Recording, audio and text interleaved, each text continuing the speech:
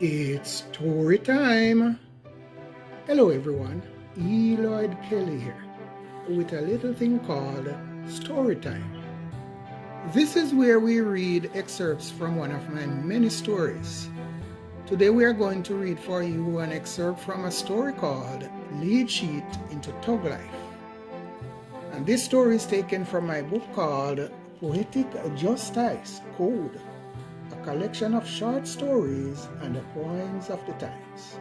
So sit back and relax, get your popcorn and a cool drink and listen. This is story time. Lead Sheet into Tug Life is a real Jamaican yardie story told from a Carib-Jamaican perspective in a richly blended language mix of nonsense talk, sensational spellings, wry humor, and a feeble attempt at poetry. Yes, wordplay is the order of the day around here too, with snippets of Jamaican patois inserted here and there throughout, as may be found fitting. Yeah man, a Jamaica yard me come from. Sorry, I meant to say, I'm Jamaican born and bred, okay? Okay, now here is the story. They were friends and playmates, less than a day separating them from being the same age. One could scarcely separate them in the early days. Sigismund and Welton grew up together there on the island.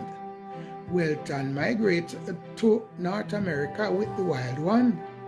The other half of the timely twin, known to us as Welton and him, remained on the square, changed his name somewhat there, and ended up in a gang, leading it along. As a matter of fact, sporting guns and cars, and girls as you are, and flashing cash, tainted cash for sure, and lots of it to help him score. Then came that fateful day when Welton, the expatriate friend from a long time gone, returned home to spend the time burying a close family member and a friend of mine. Guess who showed up again? Asking for financial favor from him, like handouts and such other things. Yes, Big Sig it was, Sigismund the Tug. Siggy wasn't asking for handouts because he was cash-strapped and in doubt, like needing a hand up and getting out. No, it wasn't that. It was just the way all things were done. Big Sig runs things around this neck of the hooded town now. And if you are to be even so much as passing through town on the way to Sunday school, as it was known, chip the switch and enforce his rule in his town, and is to be found careless enough to pass under Siggy's radar up the slide rule bar, don't be found skidding back down the hot tar. You had better be sure to have enough dough in your pocket raw to pay the toll at the get-go. Otherwise, be prepared to pass up on this week's quota of blessing from the hand of the Lord, because she most definitely won't be receiving this week's incremental installments to pay the rent and such, nor for the daily feeding, not at your handling arm's length, no.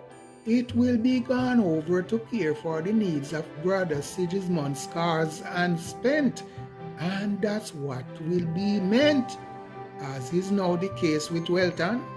She most definitely won't be receiving that one from them, or whatever else the pay-up name would have meant. It's not going to be forthcoming this time, no, not at your hands, Welton. So, Welton was in for a rude awakening from his slumbering journey. What transpired from there is the stuff that makes for a thrilling story, such as is just about to be seen happening over there near Gurney, there where he used to live. Welton handed off a handful of bills, trying to buy his way out of the sure bloody spills. The spilling of his own migratory blood, if you will. Good enough to buy himself a free pass this time, but he had better be gone quick before Big Sig gets to find that those bills weren't the real free-flowing kinds. They were specific to a particular store line. Some sort of reward to get one coming back the next time, but Welton was long gone when Siggy found out what his friend had paid him to spend. Look at his reaction when he got home into the light and started counting it out again. He was as mad as hell and swore that Welton had better not come back or else.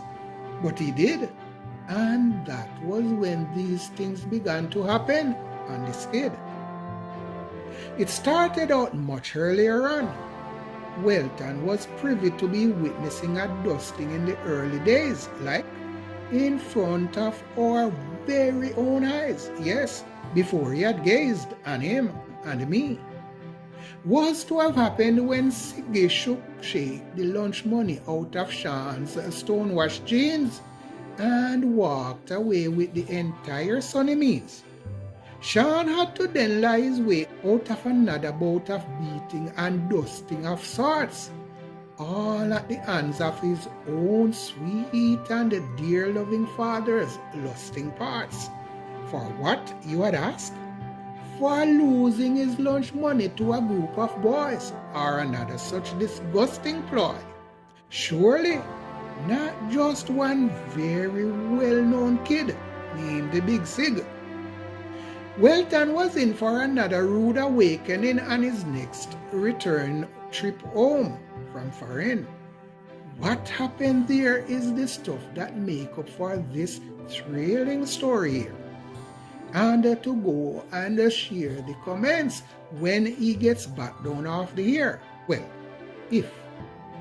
But he didn't know squat about that and this, as it was to have turned out.